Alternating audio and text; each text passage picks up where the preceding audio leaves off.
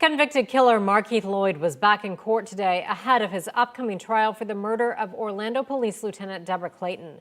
Loyd's attorneys plan to use an insanity defense, they say, but at the center of today's hearing was new video showing the moments after Loyd's arrest that his defense says proved police were biased against Loyd.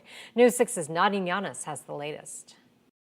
Well, the trial is set to begin on May 1st, but there are still a lot of things still up in the air before jury selection. One of those, the defense is trying to get a video to be played in front of the jury that they say shows prejudice against Markeith Loyd during an interrogation. This is new video that shows detectives dressing up a bandaged Markeith Loyd moments after his arrest. And his attorneys arguing from these first moments, Orlando police had a prejudice against him. From the beginning of this investigation, the Orlando Police Department has had a focused anger and hate towards my client because of him taking the life of one of their officers. His attorney, Terry Lenneman, wanting to show the jury this video of an interrogation of Loyd, who several times during the interview complained about his handcuffs that once belonged to Lieutenant Clayton being on too tight. The focus isn't on what my client's saying other than him begging